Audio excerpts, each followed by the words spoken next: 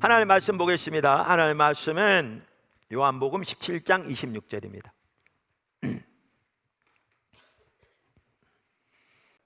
내가 아버지의 이름을 그들에게 알게 하였고 또 알게 하리니 이는 나를 사랑하신 사랑이 그들 안에 있고 나도 그들 안에 있게 하려 함이니이다.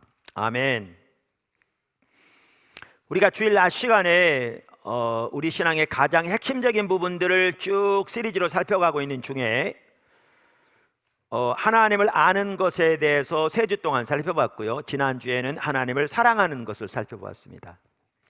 특별히 하나님을 사랑한다는 말이 무슨 뜻인가 라는 것을 살펴보았습니다. 한마디로 말하면 하나님을 사랑하는 것은 우리의 존재를 다해 하나님을 사랑하는 것입니다.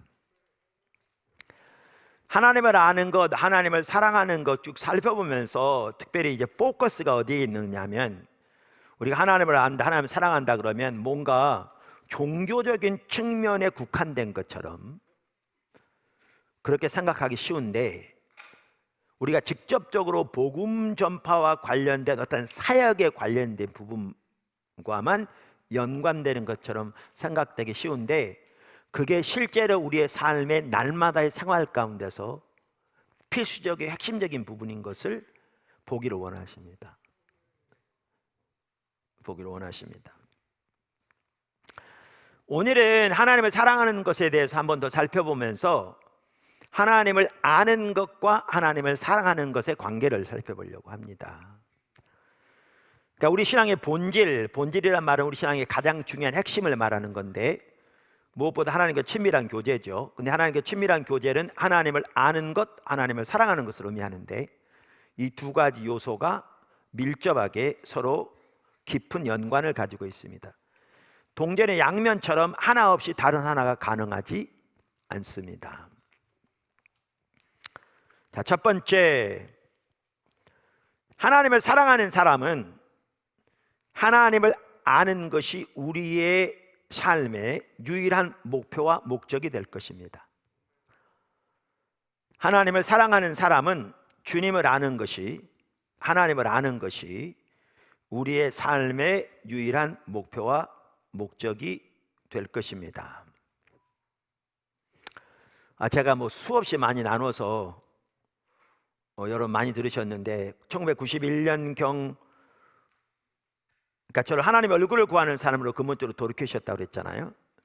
첫 번째 교회를 개척에 섬기고 있을 때 교회가 시험이 들어서 금식하면서 기도하고 있는데, 어느 날 주님이 또렷하게 제 귀에 들리는 소리가 아니라 마음으로 들리는 소리로 말씀하시면서 네가 날 사랑하지 않는구나 그러면서, 제가 나름대로 신실하게 목회하고 하나님을 위해서 교회를 세우기 위해서 열심히 노력했을지 모르지만 하나님은 살아계신 인격체인데 정말 그분을 알고 그분을 사랑하는 일에는 완전히 소홀히 한 것을 보이셨다고 그랬잖아요. 그래서 그때부터 집중적으로 하나님을 알기를 추구하기 시작했다고 그랬잖아요. 근데 그때 주님이 제 마음속에 또렷이 말씀하신 게 네가 나를 사랑하지 않는구나 그러셨거든요. 그러면서 하나님을 아는 것이 유일한 목적된 자리로 인도하셨거든요. 근데 나중에 성경에 보니까요, 이게 정확하게 옳은 거더라고요. 성경에 보니까. 그러니까 예수님께서 하나님 나라의 비유를 말씀하신 것 중에 하나는 하나님 나라를 가장 값진 보화에 비유하셨어요. 그 어디 나오냐면 마태복음 13장 44절에 46절에 나와요. 그러니까 마태복음 13장은 예수님께서 말씀하신 하나님 나라의 비유가 여러 개 나옵니다. 하나님 나라를 비유로 말씀하신 거죠. 그러면서 44절 이렇게 말해요. 천국은 참고로 마가복음, 누가복음은 하나님 나라라고 표현하고 있는데요, 이 동일한 것을 마태복음은 천국이라고 표현해요. 그러니까 Kingdom of God을 Kingdom of Heaven이라고 이렇게 같은 걸 의미합니다.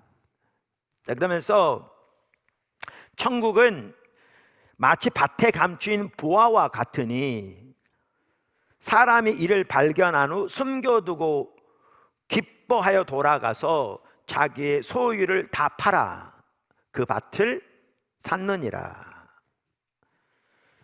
또 천국은 마치 좋은 진주를 구하는 장사와 같으니, 혹은 상인과 같으니, 극히 값진 진주 하나를 발견함에 자기 소유를 다 팔아 그 진주를 샀느니라. 이 두 비유가 사실 같은 걸 말하는데요, 두 가지를 말합니다. 명확하게. 하나는 천국은 가장 값진 보화와 같다. 그러니까 천국은, 하나님의 나라는, 혹은 하나님 나라의 왕이신 하나님은, 예수님은 가장 값진 보화와 같다. 두 번째, 여기 나온 것은 그 보화를 소유하는 길은 우리의 모든 것으로 사는 것이다. 모든 것을 사는 것이다. 이 말은 우리의 믿음의 성격, 그러니까 하나님을 사랑하는 것은 우리의 존재를 다해 사랑하는 거라고 그랬잖아요, 지난주에. 같은 내용입니다. 사실은 같은 내용입니다. 이제 제가 가끔 이런 예를 드는데,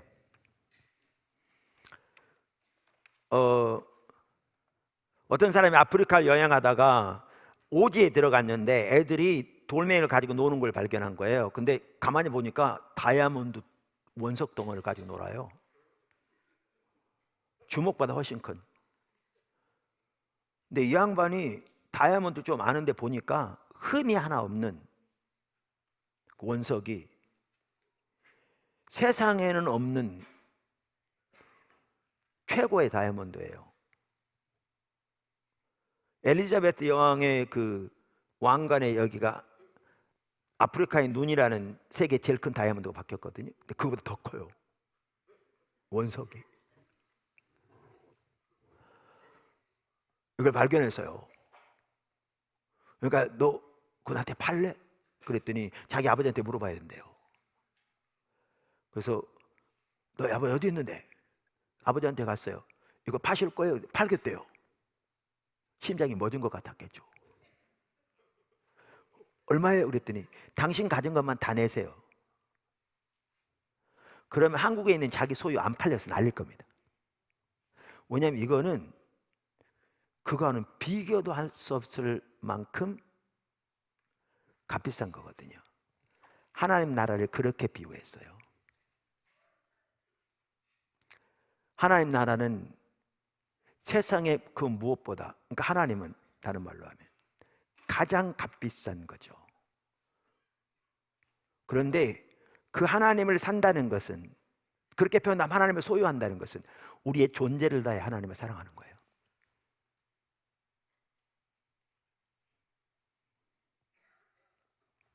자, 그런데 이제 사도 바울은 하나님이 보호하신데 이분이 인격체시잖아요. 그래서 하나님이 가장 값비싼 보화라는 것은 그분이 인격체시기 때문에 그분을 아는 것이 가장 소중한 것이 포함된 거죠. 그래서 사도 바울이 뭐라고 말하느냐, 빌립보 3장에 우리가 잘 아는 대로 7절, 무엇이든지 내게 유익하던 것을 내가 그리스도를 위하여 다 해로 여길 뿐더러 또한 모든 것을 해로 여김은 내 주 그리스도 예수를 아는 지식이 가장 고상하기 때문이라. 그러니까 우리말 성경에 고상하다 이렇게 돼 있으니까 좀 오해하는 경우가 있어요. 그러니까 이분의 성품은 참 고상하십니다, 이런 말 있잖아요. 그러니까 그런 의미인 줄 알고, 이 말은 그게 아니고요, 가장 값지다 그 말이에요. Most precious. 주님을 아는 것이.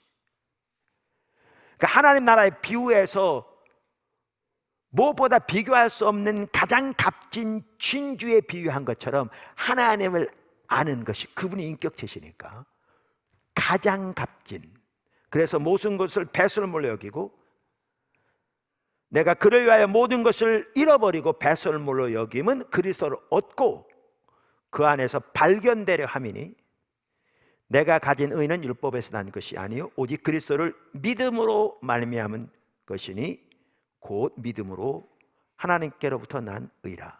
내가 그리스도와 그 부활의 권능과 그 고난에 참여함을 알고자 하여.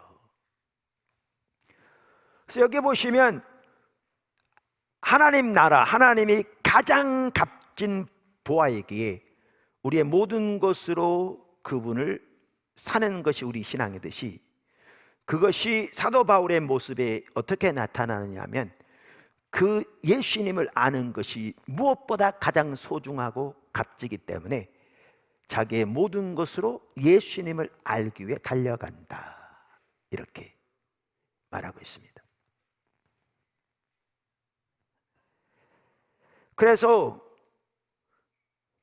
하나님의 나라가 혹은 하나님이 비교도 안 될 만큼 가장 값진 진주와 같아서 우리의 모든 것으로 사듯이, 그만 우리의 신앙은 하나님을 우리의 존재를 다해 사랑하는 건데, 이것은 당연히 하나님을 아는 것이 가장 값지고 소중하기 때문에 우리의 모든 것으로 주님을 알기 위해 추구하고 달려가는 것으로 나타나게 되어 있죠. 정확하게.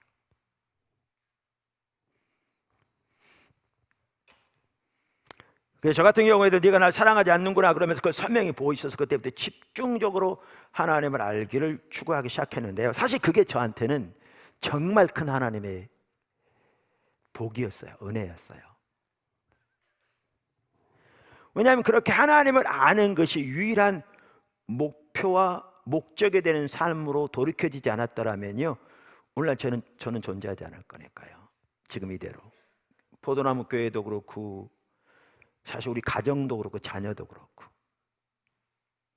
이게 아까 말씀드린 대로 하나님을 아는 것, 사랑하는 것이 단순히 무슨 종교적인 영역에만 흔히 말하는 대로 적용되는 거 아니고요, 우리의 삶의 모든 영역에 그대로 적용됩니다. 이렇게 주님을 아는 것이 우리의 유일한 목표와 목적이 되어지면 자녀를 바라보는 안목도 달라집니다.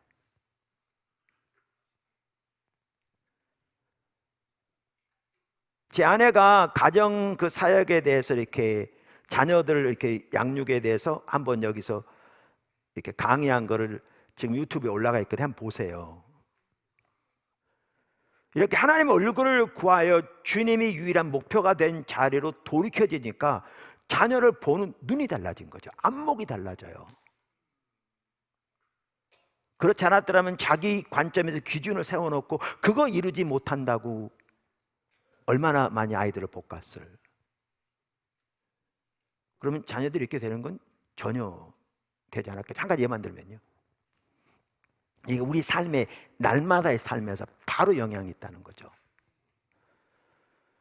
제가 언젠가 얘기했더니 본인은 기억을 못 하더라고요. 근데 저는 또렷하게 기억하고 있는데, 우리 둘째가 고등학교 2학년 때 수학여행을 다 갔다 오더니 한 번은 그러는 거예요. 코를 씩씩 불면서 선생님들이 자기하고 친구들을 일렬로 세워놓고 2단 옆착으로 찼다는 거예요. 어떻게 선생님이 그럴 수가 있냐는 거예요. 이럴 때 부모들이 하기 쉬운 게 뭐냐면 애들의 말을 듣고 부안해동하는 거죠. 그래가지고 그 다음날 선생님한테 전화하더니 교감 선생님한테 전화하더니 교장 선생님한테 전화해가지고 어떻게 선생님이 애들을 세워놓고 2단 옆차기로 찰 수가 있느냐고 막 이렇게 말할 수 있는 거죠. 근데 하나님의 얼굴을 구하고 주님이 유일한 목적과 목표되면 하나님이 지혜와 관점을 바꾸시기 때문에 하나님의 관점에서 볼 수 있어요. 제 아내가 그러더라고요. 야, 너 내일 애들하고 같이 모아가지고 교무실 찾아가서 선생님한테 용서를 구해. 그러니까 애야, 아니 선생님이 자기를 세워놓고 2단 옆차기로 찾는데 왜 자기들이 가서 용서를 구해야 되냐요. 제 아내 왈, 니네가 잘했으면 선생님이 니네 세워놓고 2단 옆차로 찾겠냐? 오죽했으면 너희들 세워놓고 2단 옆차로 찾겠냐? 맞는 얘기잖아요. 그래서 또 이제 옳은 얘기를 보면 시키면 그대로 했거든요. 친구들 다 설득해가지고 선생님 교무실에 찾아가서 선생님한테 용서를 구한 거예요. 잘못했다고. 우리는 아이들 학교 다닐 때요, 선생님들에게 꼭 감사 인사를 했어요. 근데 학기 초에는 전혀 안 갔어요. 조그만 선물이라도 뇌물로 받아들일 수 있어서 다 학기를 마치고 다음 학년 올라가기 직전에, 그때는 가서 조그마한 선물이라도 교회 뭐 작고할 때 생활이 어려우니까 많이 못해도 선물이라도, 그 문자 그대로 선물이지 다른 건 아니잖아요. 다 끝났으니까.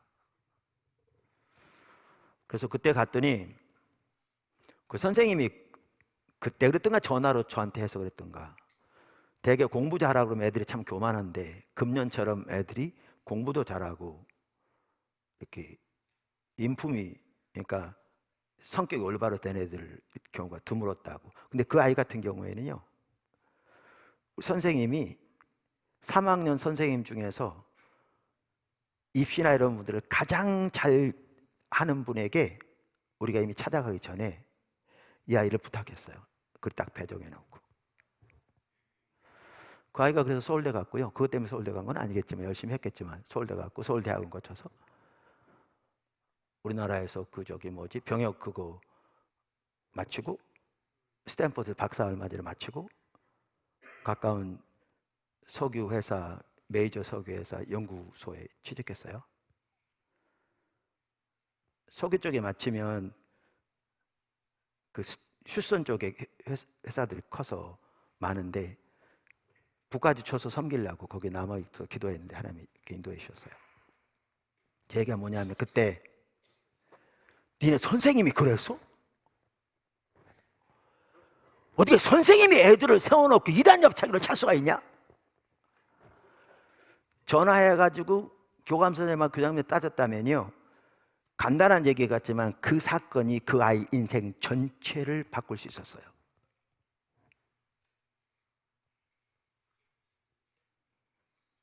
전체를. 그렇게 안 됐기 때문에 직접 비교할 수는 없지만 얼마든지 그 인생 전체가 바뀔 수 있었어요. 우리가 하나님을 안다, 하나님을 사랑한다는 것은, 제가 지난번에도 다윗만 하더라도 그 사울의 옷깃 하나 자른 간단한 얘기 같지만 그게 그의 인생 전체를 바뀔 수 있는 소중한 일이었다고요. 만약에 사울을 죽였더라면. 그리고 우리는 이런 일들을 우리의 삶에서 수시로 겪는다고요.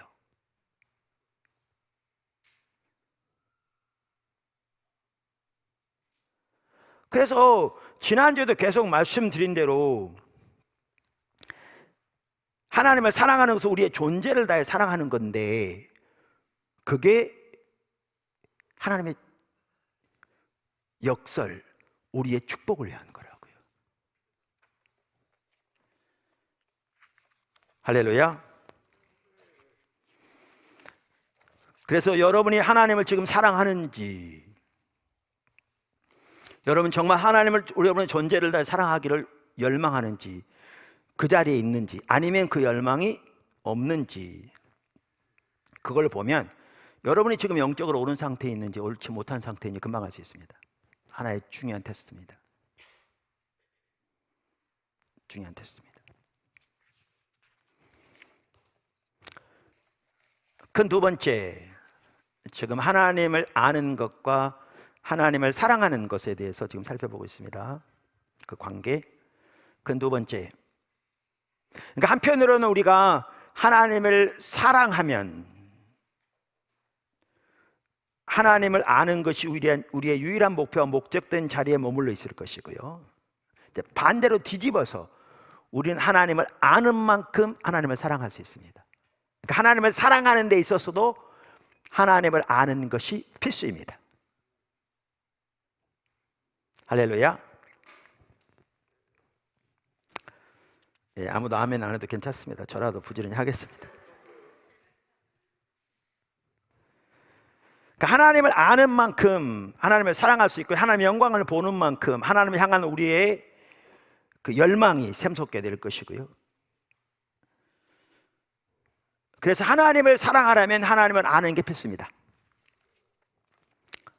자, 그래서 하나님을 아는 것과 하나님을 사랑하는 것을 이렇게 5가지로 요약할 수 있습니다.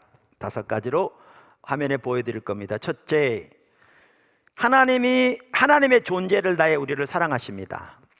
둘째, 하나님이 우리를 향한 하나님의 사랑을 우리에게 계시하시기를 기뻐하십니다. 셋째, 그것이 우리에게 하나님을 사랑할 수 있는 능력을 줍니다. 넷째, 그것이 우리에게 자신을 사랑할 수 있는 능력을 줍니다. 다섯째, 그것이 우리에게 우리 이웃을 우리처럼 사랑할 수 있는 능력을 줍니다.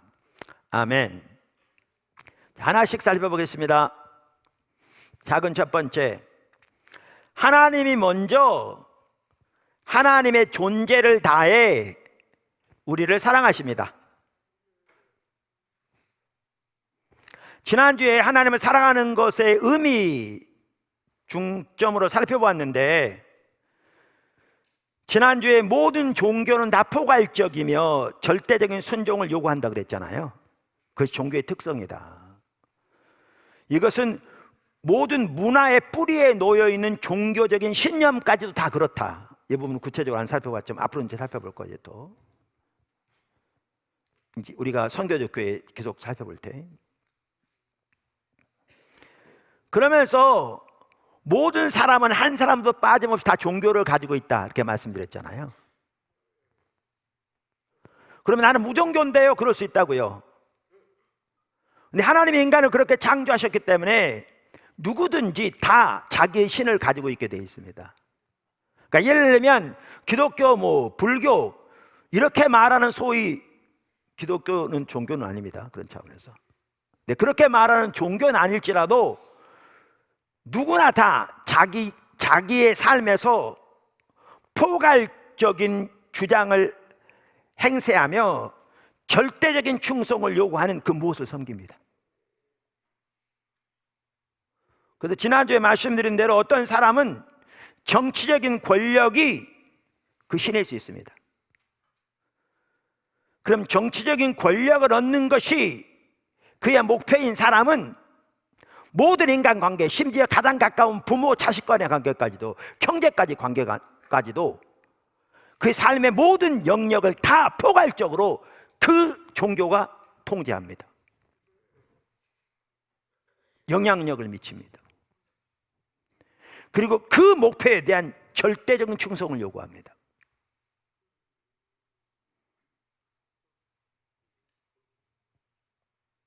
인간은 예외 없습니다. 이 신이 다를 뿐입니다.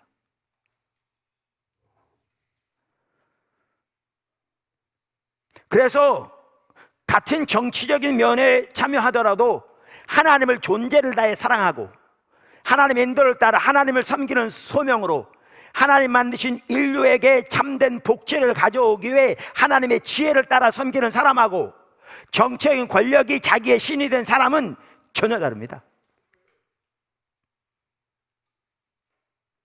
전혀 다릅니다. 이와 같이 모든 종교는 다 포괄적인 주장을 하며 절대적인 충성을 요구합니다. 하나님께서 우리가 우리의 마음과 뜻과 성품을 다해 하나님을 사랑하라는 말은 그게 종교의 특성입니다. 그래서 우리가 여기서 볼 수 있는 것은 하나님의 요구가 과한 게 아니라 우리가 어떤 신을 섬기느냐는 차이일 뿐입니다. 우리가 우상을 섬기느냐, 천지를 창조한 하나님을 섬기느냐. 그런데 더 나아가 이러한 종교적인 특성이 그런데요, 더 나아가서 오히려 그거보다 더 오히려 하나님이 우리에게 우리의 마음과 뜻과 성품을 다하여 하나님을 사랑하라고 명령하시는 것은 하나님이 먼저 우리를 그렇게 사랑하시기 때문에 그렇습니다. 하나님은 하나님의 존재를 다해 우리를 사랑하십니다. 두 구절만 봐도 알 수 있습니다. 로마서 5장 8절. 우리가 아직 죄인 되었을 때에 그리스도께서 우리를 위하여 죽으심으로 하나님께서 우리에 대한 자기의 사랑을 확증하셨느니라. 우리가 하나님의 피조물임에도 불구하고 하나님을 등지고 하나님을 거역하고 배반하여 하나님의 길을 버리고 하나님을 버렸을 때, 그때에도 하나님은 하나님의 아들 독생자 예수 그리스도를 우리를 위해 세상에 보내실 뿐만 아니라 십자가에 내어주심으로써 우리에 대한 하나님의 사랑을 확증하셨습니다. 예수님의 십자가는 우리에 대한 하나님의 사랑의 최종적이고 가장 온전한 확증입니다. 요한일서 4장 9절 10절도 똑같이 말합니다. 하나님의 사랑이 우리에게 이렇게 나타난 바 되었으니 하나님이 자기의 독생자를 세상에 보내심은 그로 말미암아 우리를 살리려 하심이라. 사랑은 여기 있으니 우리가 하나님을 사랑한 것이 아니요 하나님이 우리를 사랑하사 우리 죄를 속하기 위하여 화목제물로 그의 아들을 보내셨습니다. 그러니까 하나님은 하나님의 존재를 다해 우리를 사랑하십니다. 그래서 우리에게 우리의 존재를 다해 하나님을 사랑하라고 말씀하시는 것은 그래야 비로소 하나님과의 올바른 친밀한 교제가 될 것이기 때문에 그렇습니다. 그리고 그래야 하나님이 예비하신 하나님의 생명과 은혜가 우리 삶 속에 넘칠 것이기 때문에 그렇습니다. 제가 이번 주 토요일 날도 주례하는데 주례할 때 그런 얘기 많이 하거든요. 신랑 신부 있어요. 자, 여기 신랑이 있는데 신부를 사랑해서 얼마나 사랑하는지, 신부가 심장병이 들어서 이식을 받아야 되는데 자기 심장만 맞는다고 다른 사람 아무도 안 맞아. 그럴 때 그 심장 떼어주고 자기는 죽더라도 신부에게 이식시킬 만큼 사랑하는 신랑이 있다고 하자. 요즘 그런 사람 없죠. 네.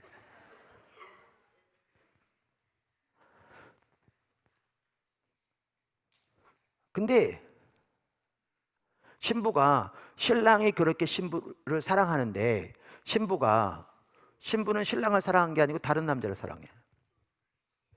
아니면 신랑도 사랑하고 다른 남자를 사랑해. 그러면 이게 사랑의 관계가 되겠냐고요. 지금 누가 헐 그랬는데 이게 완전히 헐이죠. 안 되죠. 아까 자기 심장 하나밖에 없는데 떼주고 자기는 죽고 신부를 살리는 그런 사람은 없다고, 제가 있는지 모르지만 제가 보기엔 주변에 없는 것 같아요. 저를 포함해서. 그런데 예수님은 그렇게 우리를 사랑하셨거든요. 하나님은 그렇게 우리를 사랑하셨다고요. 그래서 우리가 우리의 존재를 다해 하나님을 사랑할 때 그래야 비로소 사랑의 교제가 되는 거예요. 그렇지 않은 건 우상인 거죠.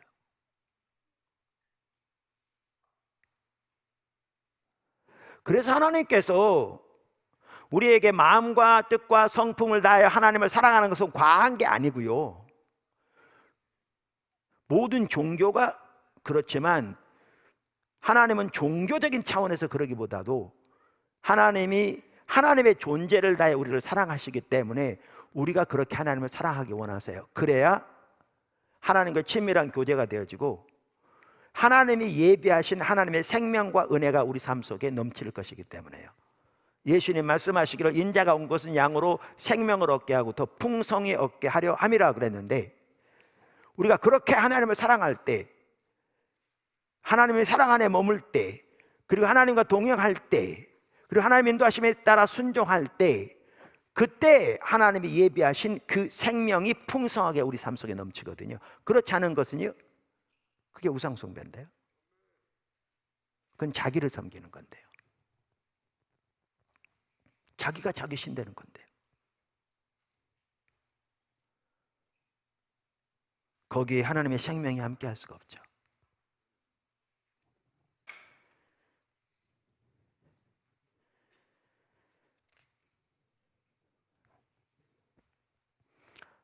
한 가지 좀 추가하고 넘어갈 것은요, 이와 같이 예수님의 십자가가 우리에게 대한 하나님의 사랑의 가장 온전하고 최종적인 확증이에요. 그러니까 우리가 어떤 우리 주변의 사건과 사물을 볼 때에 그 십자가에 나타난 하나님의 사랑을 토대해서 보아야 돼요.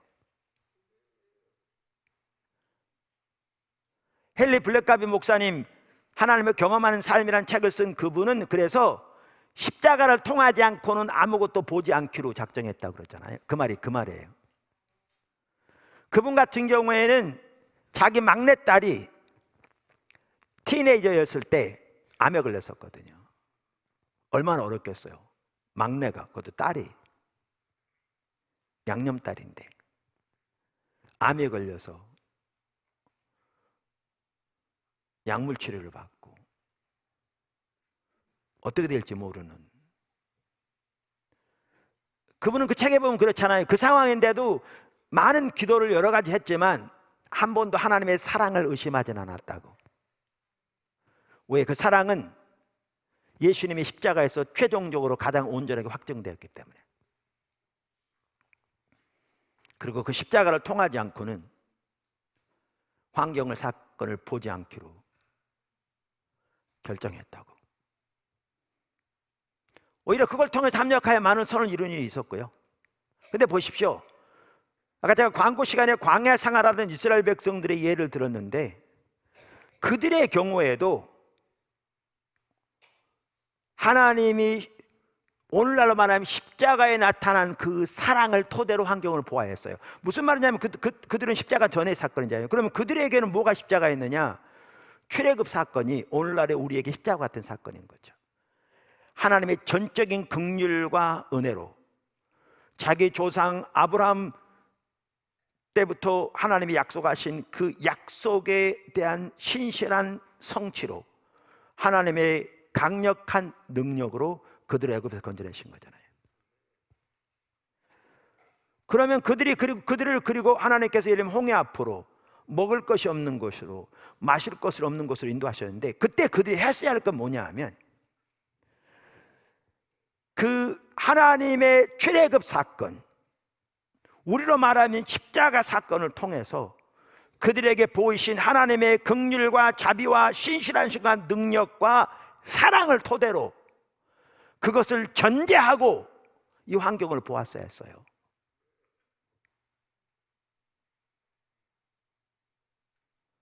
그래야 하나님이 지금 무엇 하기를 원하시는지, 왜 이들을 이리로 인도하셨는지, 거기서 어떻게 하나님께 반응하기를 하나님이 지금 원하시는 건지, 이 사건을 통해서 자기들을 어떻게 빚어가기 원하시는 건지 이거를 볼 수 있었을 텐데. 그래서 그들은, 자 보세요, 하나님이 이번 우리가 컨퍼런스 통해서 보았지만 열방의 복이 되기 위해 열방이 복을 받도록 하기 위해 복이 되는 백성으로 세우셨잖아요. 나중에 이스라엘 백성들 하나님의 특별한 소유, 제사장 나라, 거룩한 백성, 세상의 제사장 나라로서 부르셨잖아요. 자, 그러면 열방을 하나님께로 돌이키고 온 창조 세계를 구속하시는 하나님의 역사에 하나님의 도구로 쓰시기 위해서 무엇보다 하나님과 친밀한 교제 가운데 몰며 하나님 예배하신 그 승리, 생명, 임재가 넘치고 인도하기 위해서 이들을 초청하셨는데, 그들을 부르셨는데, 선택하셨는데, 그들이 애굽에서 가지고 살던 삶의 가치, 삶의 목표, 삶의 방식, 삶의 태도를 가지고 이렇게 쓰임받을 수 있었겠냐고요. 불가능하죠. 그러니까 전적인 하나님의 은혜로, 전적인 하나님의 사랑으로, 전적인 하나님의 능력으로 그들을 구원하셨지만 그들의 신분에 맞는, 그들의 정체성에 맞는 사람들로 빚어가시기 위해서 광야를 통해 빚어가시는 거죠. 그래서 그 사건들을 통해서 하나님만을 의지하고 하나님의 인도를 따라 순종하고 하나님의 입에서 나오는 말씀으로 살고 하나님 중심적으로 그들의 삶이 세워지고 빚어지도록 다루기 원하시는 거죠. 그래서 그들의 부르신 그 부르심에 합당한 삶으로 그들을 세우기 원하시는 거죠. 문제는 뭐냐 하면 그들이 이 하나님의 사랑을 토대로 구속의 사건을 바탕으로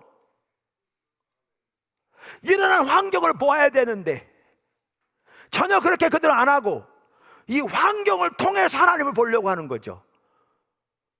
그러니까 일이 잘 될 때는 할렐루야 아멘 했다가 다시 이렇게 자기들 보기에 어려운 관점 되면 이제 원망불평인 거죠. 애굽에 매장지가 없어 우리를 광야에 죽이려고 여기 내려왔냐. 차라리 애굽에 있었더라면 떡반죽 그 옆에서 잘 살았는데 여기서 굶어 죽는구나.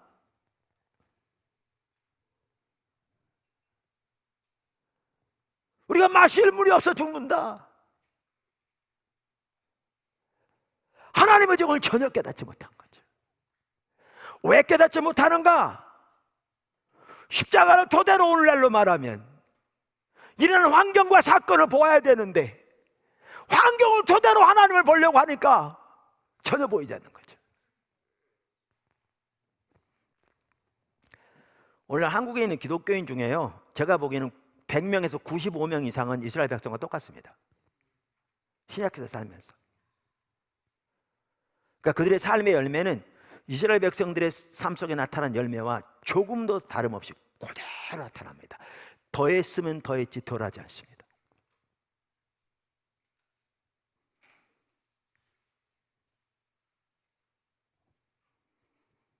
하나님을 존재를 다 사랑하라는 말만 하더라도 무거운 짐으로 여기고 부담으로 여기고, 무슨 하나님은 우리 걸 다 뺏어가려고 그러나 뭐 이런 식으로 하나님에 대한 편견이 우리 속에 너무나 깊이 뿌리 박고 있는 거죠.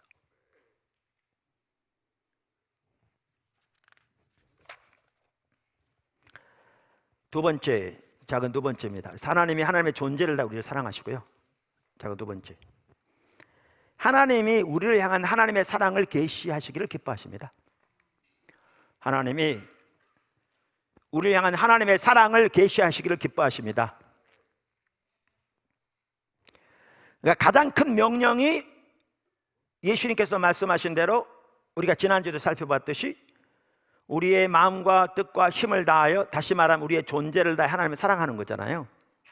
그러니까 이게 하나님의 가장 큰 열망입니다. 왜? 이래야 하나님과 우리와의 관계가 올바로 되니까요. 하나님 의도하신 대로, 살펴본 대로.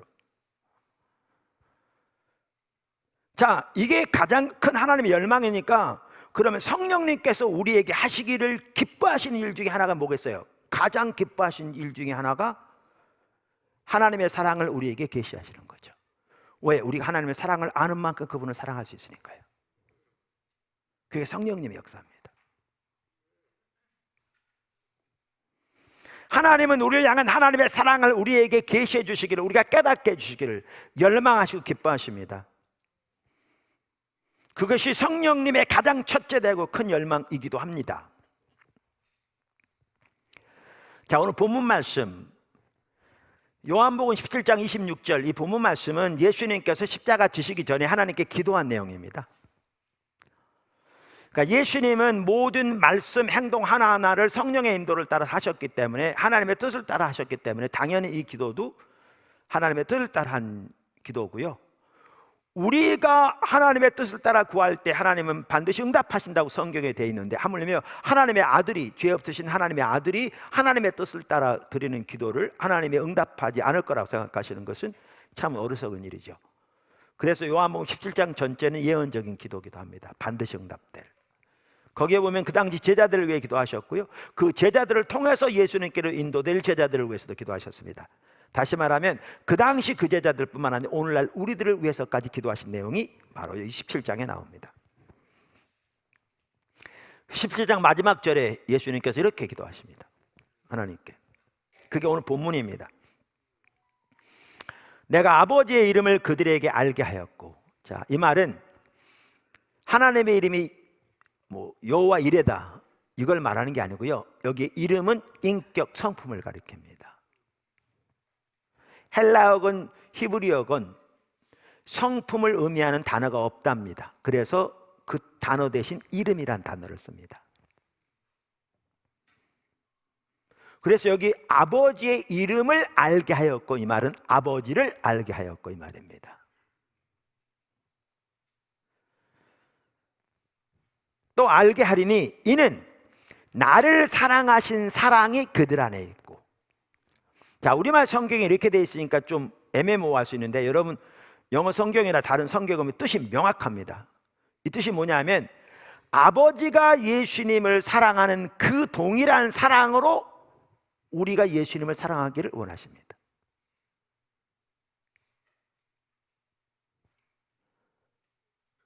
그러니까 아버지가 예수님을 사랑하는 그 사랑이 제자들 안에, 우리 안에 있기를 원하신다고 지금 기도하고 있는데, 이 말은 아버지가 예수님을 사랑하는 그 사랑이 우리 안에 있어서 우리가 그 동일한 사랑으로 예수님을 사랑하기를 위해서 기도하고 계시다고요.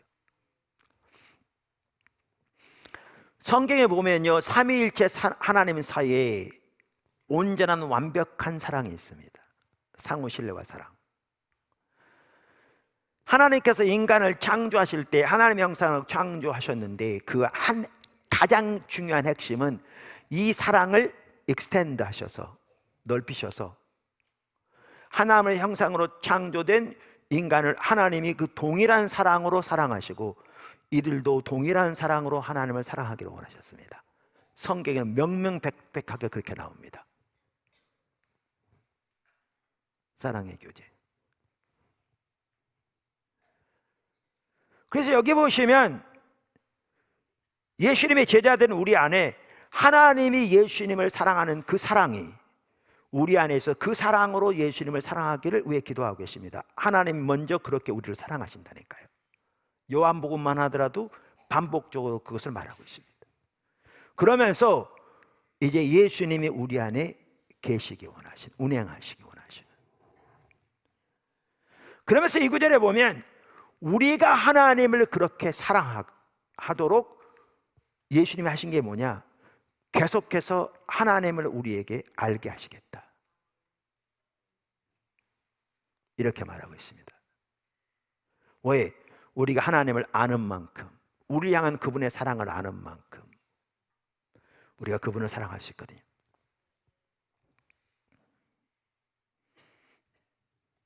여러분, 요한계시록 19장 7절에 보면 예수님이 다시 오실 때 있을 어린 양의 혼인잔치에 대해서 말하고 있습니다. 그런데 그날에는 신부인 교회가 준비될 것을 말합니다. 우리가 즐거워하고, 7절 요한계시록 19장, 우리가 즐거워하고 크게 기뻐하며 그에게 영광을 돌리세 어린 양의 혼인 기약이 이르렀고 그의 아내가 자신을 준비하였으므로. 그러니까 어린 양의 혼인 잔치 때는 아내가 준비될 걸 말하고 있습니다. 말씀드린 대로 이번 주 토요일 날 결혼식이 있는데 결혼식 앞두고 신부가 준비도 안 하고 옵니까? 몸도 안 씻고 머리도 안 깎고 빨지도 않은 옷 입고 옵니까? 그런 신부는 없잖아요. 어린 양의 혼인잔치 때 신부가 준비될 텐데 준비하였으므로 이게 능동태로 돼 있어서 신부가 할 일이 있다 그 말입니다. 자동적으로 바뀔 것이 아니라 신부가 할 일이 있다는 거죠. 그럼 그 준비 중에 하나는 뭐게요? 하나님을 그렇게 사랑하는, 예수님을 그렇게 사랑하는 교회가 될 겁니다. 사랑하지도 않는 사람과 결혼합니까?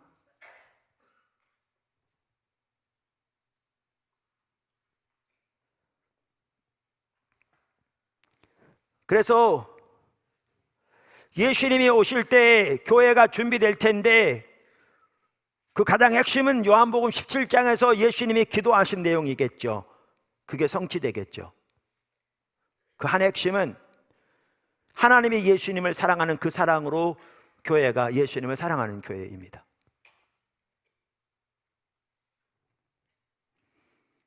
그런데 이 일을 위해서 예수님께서 하나님을 지속적으로 우리에게 알게 하실 거라고 말했는데 오늘날 누구를 통해서 그렇게 하십니까? 성령을 통해서 그렇게 하십니다.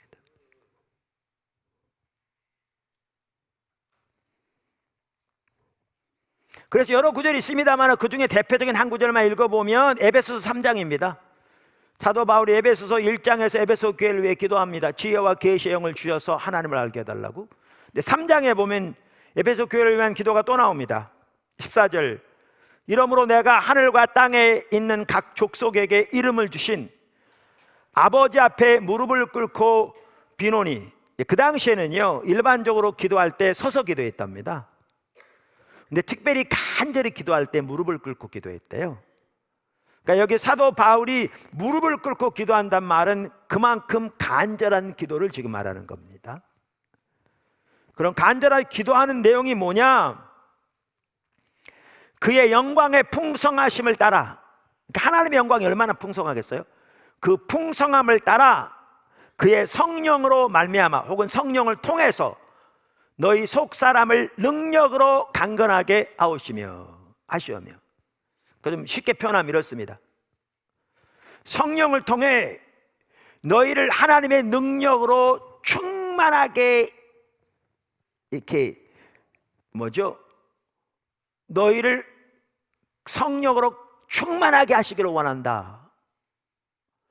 근데 그 결과로 어떻게 해요? 너희의 속사람이 강건케 되기를 원한다, 그런 뜻입니다. 지금 하나님의 풍성함을 따라 성령을 통해 강력한 능력을 지금 옷 입혀주시기를 위해 기도하고 있습니다. 이 구절에 무릎을 꿇고. 그런데 이 구절에 나오는 그 강력한 성령을 통한 능력은, 특별히 이 구절에 나오는 그 능력은 속사람을 강건케 하는 능력입니다. 이 구절에. 그럼 속사람이 강건케 되는 결과가 뭔가? 그리스도께서 우리의 믿음을 통해 우리 안에 사시는 삶을 살게 해달라, 이걸 위해 기도하고 있습니다. 그러면서 사울로 뭐라고 그러냐, 이렇게 기도합니다. 능히 모든 성도와 함께 지식에 넘치는 그리스도의 사랑을 알고, 그러니까 그리스도의 사랑을 알게 해달라고 기도하는 거지. 근데 이게 지식에 넘치는 애요, beyond knowledge. 이 말이 뭔 말이냐면요, 그리스도의 사랑은 여기 알게 해달라고 기도하는데 우리 지식으로 할 수 있는 게 아니에요. 어떤 사람이 IQ가 200이라고 그래서 사랑을 알 수 있는 게 아니고요. 어떤 사람 박사학위 하나도 없는 사람도 대부분인데 박사학위 7개라고도 알 수 있는 게 아니고요. 저 같은 경우 책 읽기 별로 안 좋아해서 책 몇 권 안 읽었는데 어떤 사람이 책을 10만 권 읽었다고 그래서 알 수 있는 게 아니에요. 왜냐하면 이것은 지식을 초월하는 거예요. 근데 아는 거죠. 뭐를 통해서요? 성령을 통해서.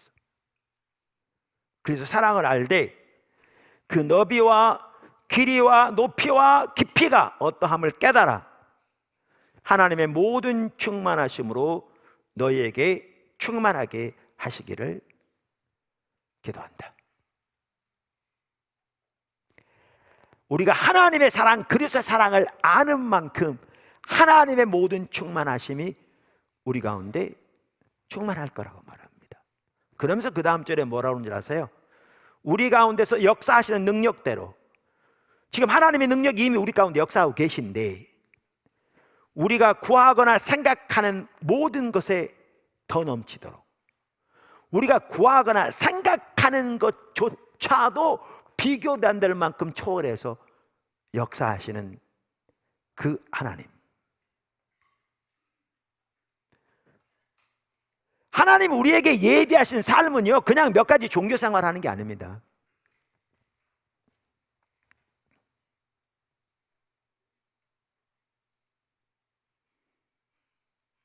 하나님 모든 충만하심은 충만할 뿐만 아니라 우리가 구하는 것이나 생각하는 것에 비교도 안 되는 만큼 더 뛰어나게 우리 가운데 하나님의 목적을 이루어 가시며 하나님의 능력을 나타내시며 하나님의 계획을 성취해 가시는 그런 삶입니다.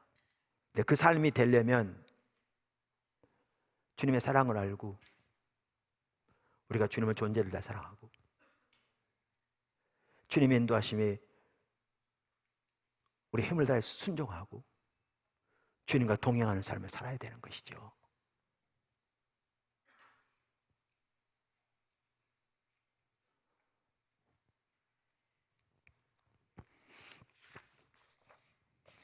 우리가 지난 시간인가도 그 전 시간에도 하나님 아는 걸 살펴봤는데 이사야서 6장, 이사야는 선지자인 동시에 제사장이어서 제사를 드리러 하루는 들어갔다가 하늘문이 열리고 하나님의 보좌에 앉으신 거룩하신 하나님의 영광을 보게 되었다고 그랬잖아요. 하나님 보게 하신 겁니다. 하나님의 은혜로.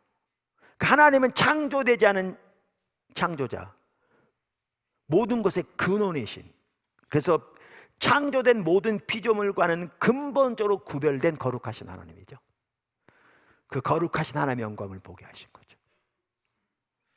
그랬더니 지난번에 나눈 대로 그 앞에 가슴을 치며 회개하기를, 입술이 부정한 자로서 입술이 부정한 자들 중에 살면서 거룩하신 하나님을 배웠다고. 저번에 나눴지만 거기 있는 기간이 짧은 기간은 아닌 것 같은데 그 긴 기간 동안에 입술이 부정한 죄밖에 보이지 않을 정도니까 얼마나 저하고는 비교도 안 될 만큼 경건한 사람이었는지, 그럼에도 그 죄가 보인 거죠. 그랬더니 하나님이 그의 죄를 용서하셨다는 사인을 보이신 거죠. 문자 그대로 거기에 무슨 숯이 있어서 그런 게 아니라 어떤 환상 같은 거였겠죠. 타는 숯덩이를 가져다 입에 대면 내 죄가 사해졌다.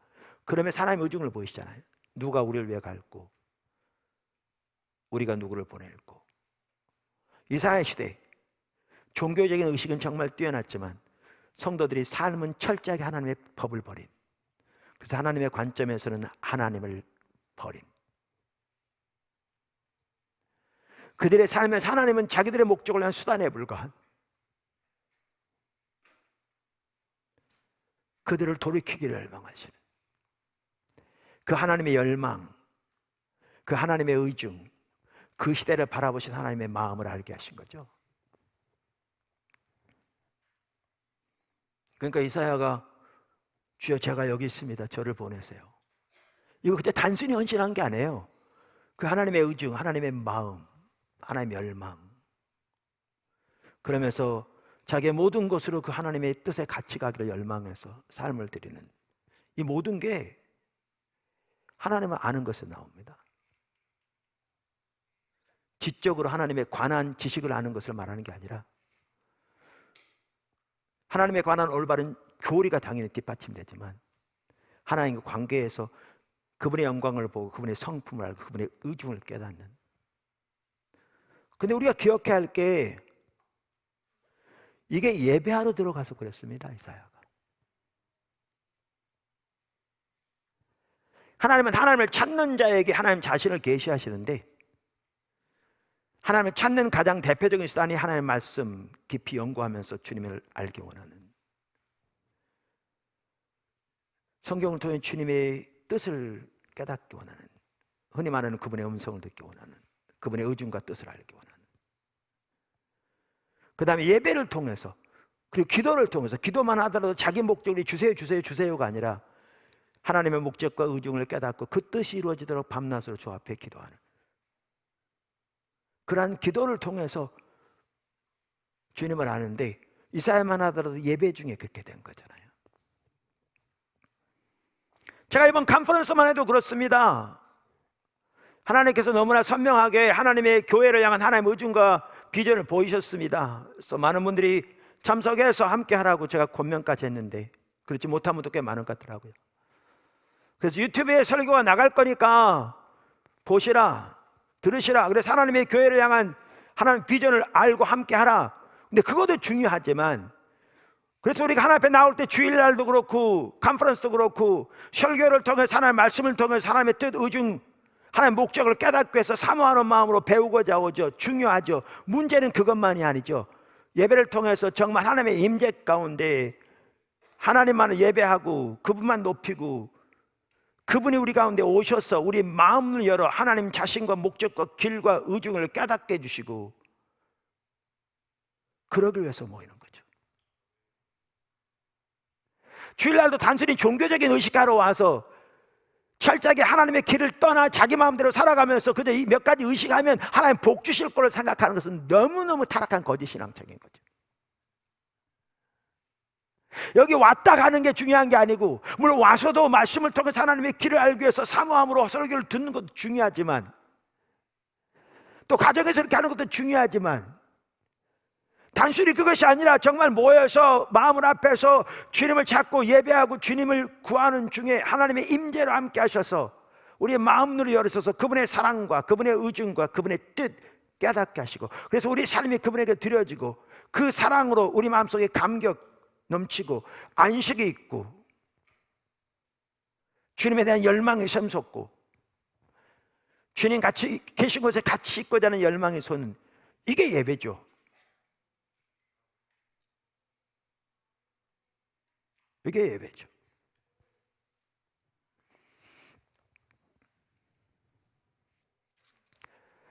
여러분은 그렇게 할 수 있는, 안 오신 분들은 너무나 좋은 기회를 이번에 놓치셨습니다.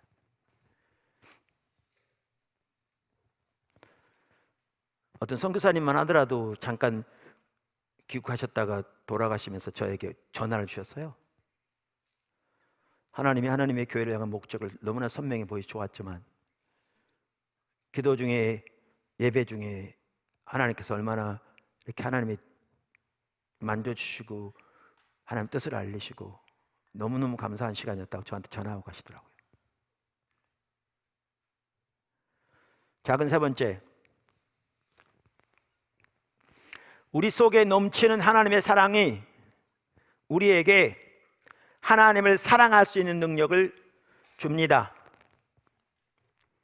우리 속에 넘치는 하나님의 사랑이 우리에게 하나님을 사랑할 수 있는 능력을 줍니다. 요한일서 4장 19절, 우리가 사랑함은 그가 먼저 우리를 사랑하셨습니다. 성경은 명확하게 말합니다. 하나님이 먼저 하나님의 존재를 다해 우리를 사랑하셨고 사랑하십니다. 그리고 그 사랑을 우리에게 깨닫게 해주시기를 기뻐합니다. 그래서 우리가 그 하나님을 찾아서 하나님 앞에 머무는 게 중요하죠. 왜냐하면 우리가 우리 마음대로 하나님 전혀 관심도 안 가지고 우리 생각대로 살아가는데 하나님 억지로 하나님 사랑을 깨닫게 하실 것 같습니까? 하기 원하셔도 관심도 안 가지는데, 하나님이 열망하셔서 기도 안 기울이는데, 하나님께서 안타깝게 기다리셔도 눈도 안 돌리는데, 그래서 깨닫게 해주십니다. 하나님이. 특별히 그래서 예배가 중요하고, 아까도 말한 주님 찾는 게 중요하다. 또 말씀 앞에 서는 거, 기도로 주 앞에 서는 거. 그런데 이렇게 이제 하나님의 사랑을 알게 될 때 우리 속에 넘치는 그 사랑이 우리로 하나님을 사랑할 수 있는 힘을 줍니다. 능력을 줍니다. 그래서 하나님을 아는 만큼 하나님을 사랑할 수 있습니다. 할렐루야. 제가 가끔 조나단 에드워즈 예를 많이 들잖아요. 미국이 난 가장 위대한 설교자라고 많은 분들이 얘기하는, 가장 위대한 철학자라고도 많이 얘기하는 그분에 대한 이야기가 부흥책에 보면 하나가 나와요. 이렇게 되어 있습니다. 물론 몇 개가 나오는데, 로이드 존스 목사님 부흥책에 1737년 내 건강을 위해서 숲속으로 말을 타고 달려가다가 말에서 내려 내가 늘 하던 대로 한적한 곳에서 하나님을 생각하고 기도하며 걸었던 적이 있었다. 여기도 보십시오. 예배하며 묵상하며 기도하며. 골방에서 간절히 기도할 수 있지만 숲에서 걸으며 기도할 수도 있고, 그 당시에는 말을 타고 가면서 숲에서 내려서 기도할 수도 있고, 모양은 다르지만 주님 앞에 선 거죠. 그때 나는 정말 특이하게 하나님과 사람 사이의 중보자이신 하나님의 아들의 영광을 보았다. 이건 눈으로 뭘 보았다는 게 아니에요. 하나님의 아들의 그 성품과 영광을 깨닫게 되었다, 그 말이죠. 성령으로.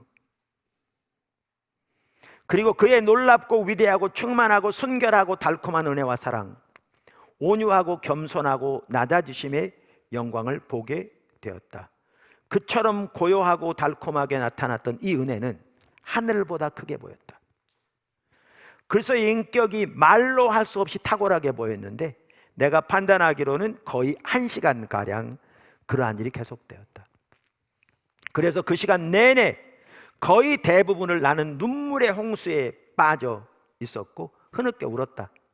내 영혼이 텅 비어 기절하여 먼지 속에 누워 그리스도로만 충만해지고 거룩하고 순결한 사랑으로 그리스도를 사랑하고 싶은 격렬한 느낌을 가졌다.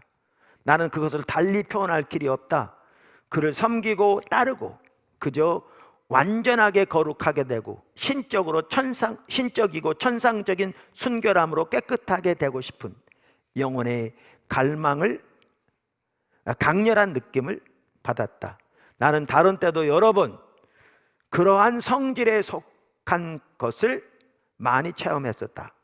그럴 때마다 그것은 똑같은 효과를 발하였다. 보십시오. 하나님의 사랑을, 그 영광을 아는 만큼 그분을 사랑하기를 열망하게 돼 있고, 그분 곁에 있기를 열망하게 돼 있고, 그분처럼 되기를 갈망하게 돼 있습니다. 하나님을 아는 만큼 하나님을 사랑할 수 있습니다. 네 번째, 작은 네 번째입니다.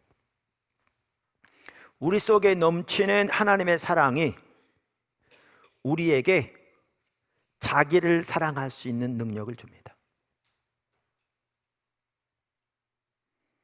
우리 속에 넘치는 하나님의 사랑이 우리에게 자기를 사랑할 수 있는 능력을 줍니다. 우리 향한 하나님의 그 크신 사랑을 아는 것보다, 깨닫는 것보다 우리에게 더 진정한 만족과 기쁨과 영혼의 안식을 주는 것은 없습니다. 하나님을 아는 것은 우리 안에 거룩함을 산출해 줍니다. 그분만을 사랑하기 열망하게 돼 있고, 그분의 영광을 볼 때 정말 그분처럼 구별되기를 열망하게 돼 있습니다. 우리의 영을 씻어줍니다. 그분과의 만남을 통해 그분의 사랑이 깨달아지고 우리 향한 그분의 그 크신 은혜가 깨달아질 때 우리 속에 있던 온갖 세상의 잡다한 생각들이 마치 샤워하는 것처럼 씻겨나가고 우리 영혼이 잠잠히 주님을 갈망하며 서게 되지요. 우리 혼을 보호해 줍니다. 우리가 세상 사랑을 이기도록 도와줍니다. 우리 마음속에 주님을 향한 사랑을 불당겨 줍니다. 인간에 대한 두려움이나 불안정에서 우리를 자유케 줍니다.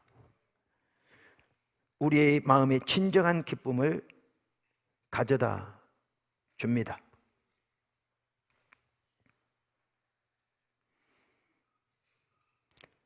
우리 향한 하나님의 사랑을 아는 것으로부터 나오는 진정한 만족과 안식은 우리로 하여금 하나님께서 우리를 사랑하시는 것처럼 우리 자신을 용납하고 귀히 여기고 사랑하도록 도와줍니다. 세상적으로 누가 보더라도 조금도 부러움이 없을 것 같은 수많은 사람들 중에도요, 자존감이 매우 낮아서 어떻게 하든지 사람들 앞에서 인정받고 사람들 앞에 드러나기 위해서 자기의 모든 것으로 신임을, 사람들의 신임을 구걸하는 사람들이 절대 적지 않습니다. 몰라요.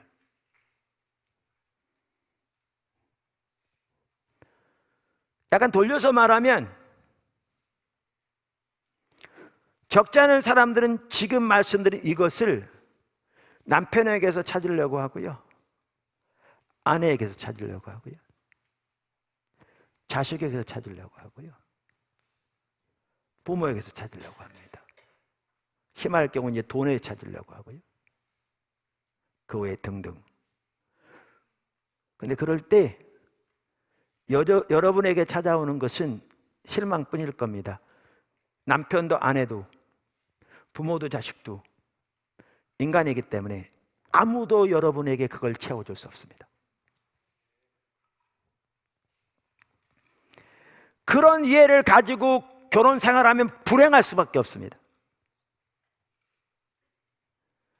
그런 이해를 가지고 자기가 못다한 이룬 꿈을 자녀를 통해 이루기 위해서 온갖 희생을 쏟아놓지만, 그래서 자기가 원하는 대로 자녀가 하지 못할 때 때로는 분노로 쏟아내고 여러 가지 심한 말로 꾸짖고 강요하고 압박하는 걸로 자녀가 불행할 뿐만 아니라 본인도 너무너무 불행합니다. 그것은 하나님만 채워줄 수 있습니다.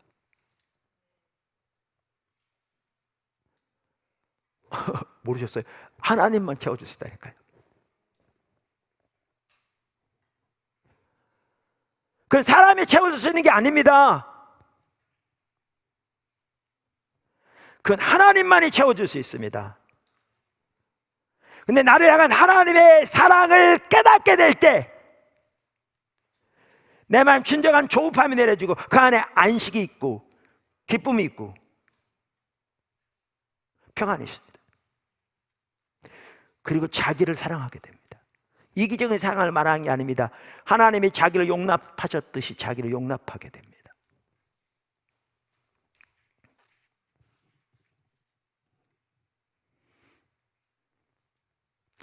어떤 분이요,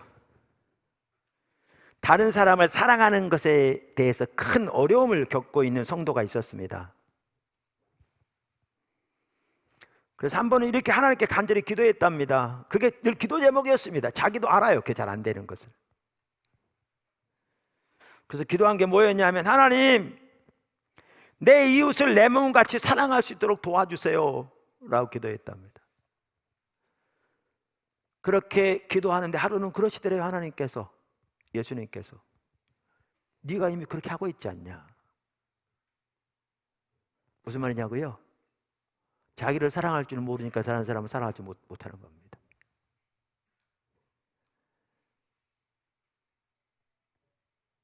다른 사람을 사랑하지 못하는 가장 근본적인 문제가 자기를 사랑하지 못하는 데 있었습니다.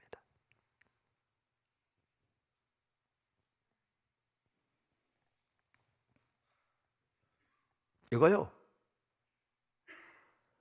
자기를 향한 하나님의 그 무한한 사랑, 예수님이 십자가에서 이미 용납된 그 은혜, 그걸 깨닫게 될 때 치유됩니다. 그걸 깨닫게 될 때.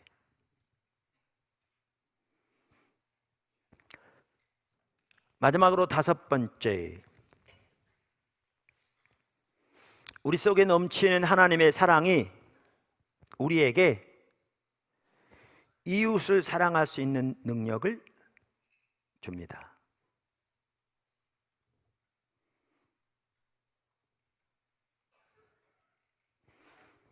우리 속에 넘치는 하나님의 사랑이 우리에게 이웃을 사랑할 수 있는 능력을 줍니다.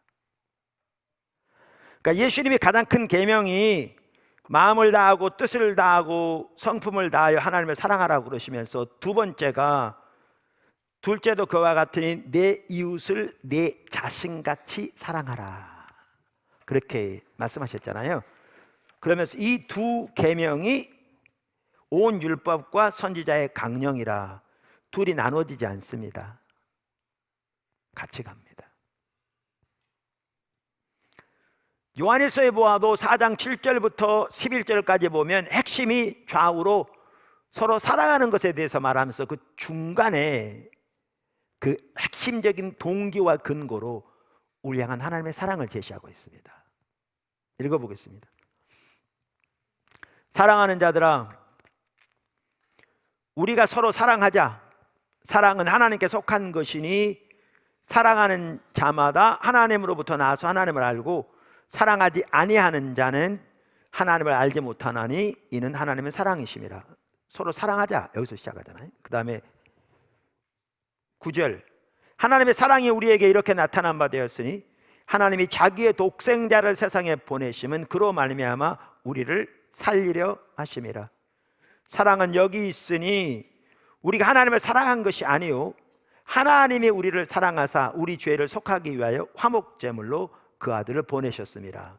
이걸 말하고 난 다음에 다시 원래 주제로 돌아갑니다. 사랑하는 자들아, 하나님이 이같이 우리를 사랑하셨은즉 우리도 서로 사랑하자.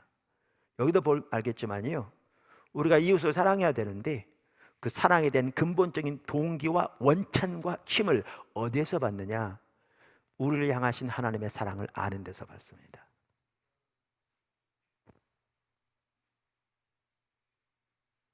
우리를 향한 하나님의 사랑을 아는 데서 받습니다. 사도 바울이 좋은 예입니다. 사도 바울은 모든 교회, 심지어 모든 사람의 종이 되었다고 말합니다. 사도인데 예수님이 세우신 직분 중에 가장 소위 말하면 권세 있는 직분이, 권위상 제일 위에 있는 직분이 사도거든요. 그런데 모든 성도의 교회의 종이 되었다 이렇게 말합니다.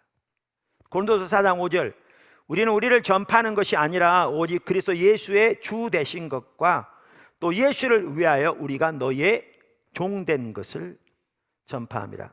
고린도전서 9장 19절, 내가 모든 사람에게 자유로우나 스스로 모든 사람에게 종이 된 것은 더 많은 사람을 얻고자 함이라.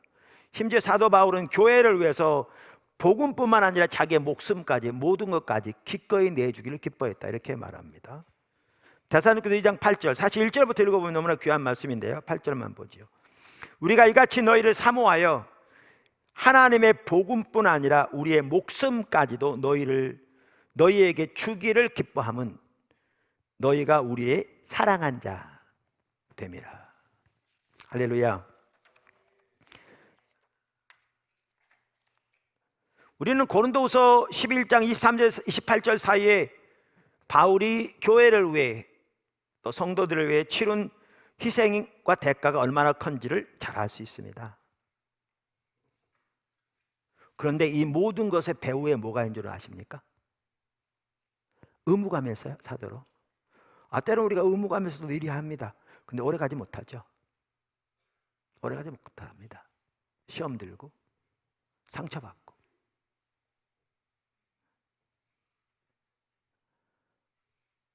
그럼 바울은 이토록 섬겼는데 사랑으로 그 동기가 뭐였느냐? 이렇게 말합니다. 고린도후서 5장 14절, 그리스도의 사랑이 우리를 강권하시도다. 다시, 그리스도의 사랑이 우리를 강권하시도다.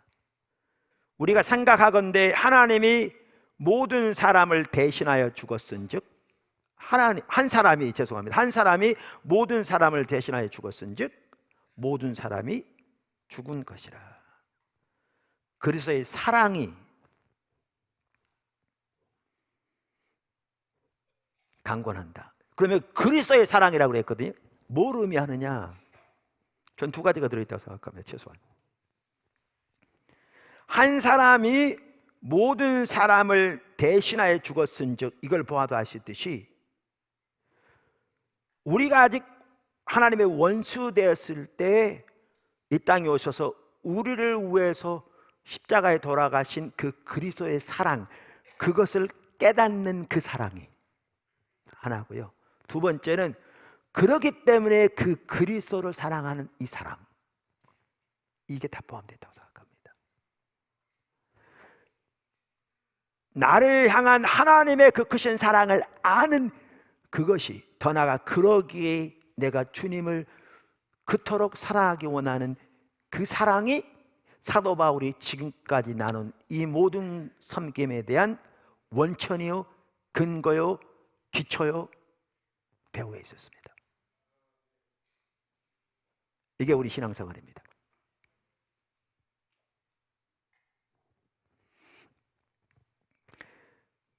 근데 제가 아까도 말씀드린 대로 이렇게 하나님을 아는 것, 하나님을 사랑하는 것을 말하면 우리는 너무나 이렇게 종교적인 것, 혹은 이제 소위 말하는 복음 전파와 직접적인 관련이 있는 것, 뭐 사도 바울처럼 교회에서 헌신한 것, 이렇게만 생각한다고요. 근데 하나님을 아는 것, 하나님을 사랑하는 것은 실제로 우리의 삶의 모든 영역에 필수입니다. 제가 주례 얘기도 했는데 가끔 주례할 때 이런 얘기를 하거든요. 이번 주례는 뭐라고 말할지는 아직 최종적으로 정하진 않았습니다. 신랑 신부 세워놓고 신랑을 사랑하는 것보다 주님을 사랑해야 합니다. 신랑을 사랑하는 것이 미움이 될 만큼 주님을 사랑해야 합니다. 신부를 사랑하는 게 미움이 될 만큼 하나님을 사랑해야 합니다. 이렇게 말하면 좀 그래요. 왜냐면 주례하면서 이게, 근데 이게 내가 한 말이 아니거든요. 예수님이 하신 말이 지난주 살펴봤잖아요. 그런데 여러분 이걸 기억하셔야 돼요. 제가 하나님의 역설 아까도 언급했잖아요. 누구든지 얻고자 하는 자는 잃을 것이요 나를 위하여 자기를 잃는 자는 얻으리라. 하나님의 역설. 근데 보십시오. 제가 지금 말하는 내용이 부담스럽게 다가오면요, 자, 결혼했습니다. 단물이 빠져보십시오. 어떻게 나오나.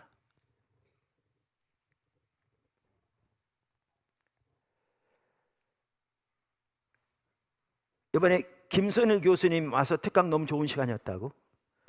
그분이 본 책들이 제가 본 책하고 너무나 유사하고 그 많은 내용 중에서 중요성을 본 게 너무나 유사해서 다 놀랬다고 여러분들이 얘기하는데 저는 아직 그분 강의 아직 못 들었습니다. 알고 보니까 몇 번 뵀던 분이더라고요. 제가 외실에도 몇 번 갔으니까. 근데 그분이 관계중심주의 전도란 책을 제가 소개한 걸 보고 관계중심주의 책을 사서 봤더라고요. 근데 너무나 좋은 거였다고. 근데 보세요. 관계중심주의 책에도 잘 나오지만 하나님 중심적인 삶이 우리 신앙의 핵심인데요. 관계도 하나님 중심적으로 해야 돼요. 그럼 자기 중심적인 관계 어떤 거냐? 나를 위해 내게라는 거예요. 자, 그러면 좋아서 죽고 못 살아 결혼해요? 안 그러면 결혼했겠어요? 근데 이제 단물이 빠지고 나면 이 자기 중심적인 게 안 벌어지면 나를 위해 내게 잘해주는 만큼만 잘해주는 거예요. 더 심해지면 내게 유익되는 범위 내에서만 이 관계를 지속하는 거예요.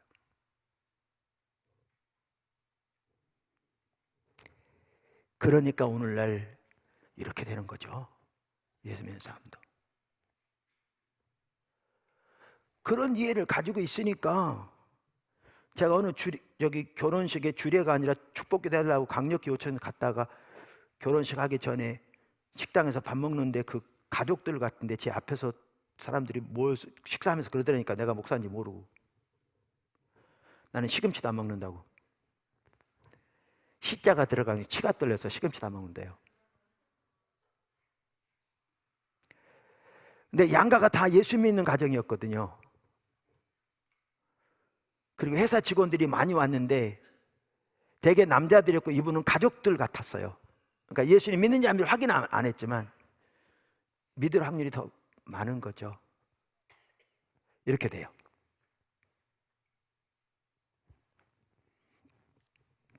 아까 다시 돌아옵니다. 신랑 신부. 여러분, 남편이 아내를 사랑하고 아내가 남편을 사랑할 때도요, 부모가 자식을 사랑하고 자식이 부모를 사랑할 때도 어떻게 해야 비로소 하나님의 방식대로 하고 하나님의 은혜가 넘치냐면요, 상대방이 나에게 어떻게 하든 상관없이 상대방 하나님께 맡기고 나와 하나님과의 관계에서 나를 사랑하시는 그 하나님의 사랑으로 인하여 내게 안식과 만족과 삶의 의미와 목표와 목적이 있고 때로는 감격하면서 하나님께 하듯 내 할 부분을 상대방 하나님께 맡기고 신실하게 사랑으로 섬기는 자리에 가야 비로소 그게 옳은 겁니다.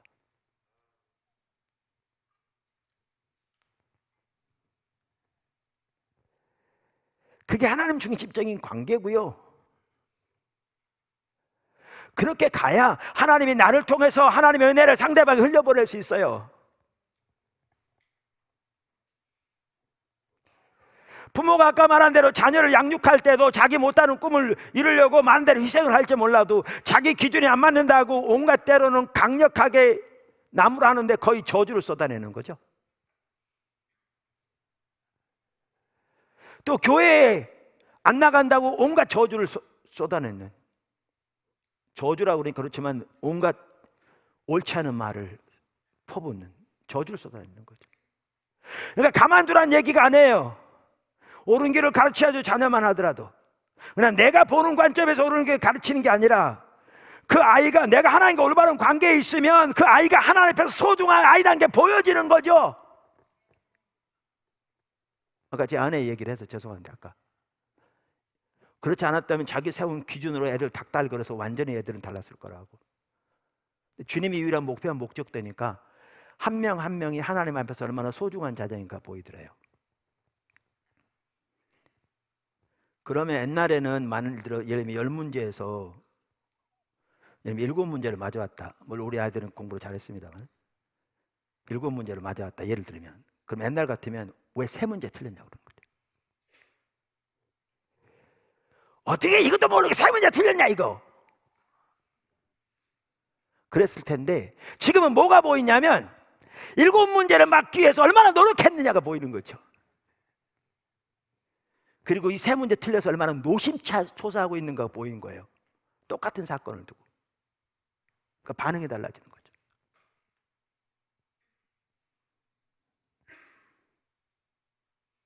반응이 달라져요. 하나님을 알고 사랑하는 것은 단순히 소위 종교적인 문제만 해당되는 게 아니에요. 우리의 날마다의 삶에 해당돼요.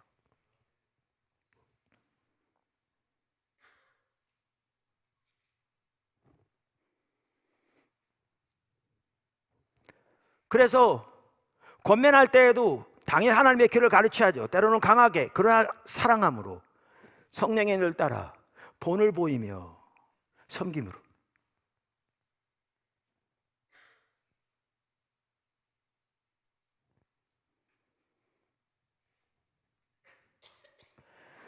그리고 아까 말한 대로 하나님과의 나와의 관계에서 그분의 사랑을 깨닫는 것으로 안식하고, 그게 감사하면서 상대방은 하나님께 맡기고 하나님에 대한 사랑으로 내가 할 뿐만 신실하게 사랑으로 섬기고 상대방 하나님께 맡긴 이 관계를 통해서 비로소 하나님의 내가 나를 통해서 흘러갈 수 있습니다.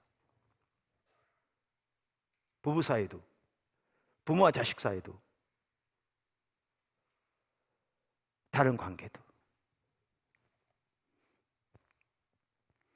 그리고 그렇게 사랑할 때 동기는 그리스도의 사랑입니다. 나를 향한 하나님의 사랑, 그것을 아는 사랑, 그리고 내가 그 반응으로 주님을 사랑하는 그 사랑.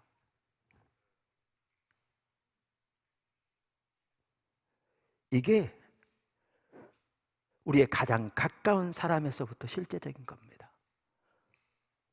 근데 너무나 안타깝게도 오늘날 성도들 중에 대부분은 어떻게 가장 가까운 사람부터 관계할지를 모릅니다.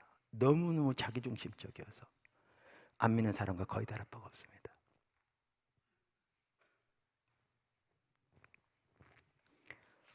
오늘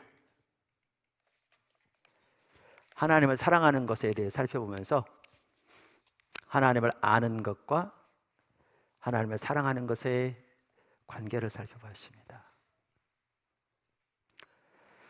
자꾸 반복해서 죄송한데 하나님 아는 거, 하나님 사랑하는 거 살펴보면서 하나님을 알고 사랑하는 것이 단순히 종교적인 것이 아니라 우리 신앙, 우리의 삶 전체의 가장 핵심적인 것이고, 그것이 우리의 삶의 모든 영역에서 얼마나 필수적으로 영향을 미치는가를 주님이 알기를 원하시고, 그래서 우리가 더 하나님을 알고 사랑하는 자리에 서기를 원하시는 것입니다.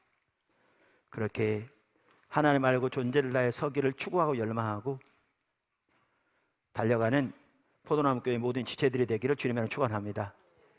기도하겠습니다. 우리 반주자 좀 앞으로 나오시고요.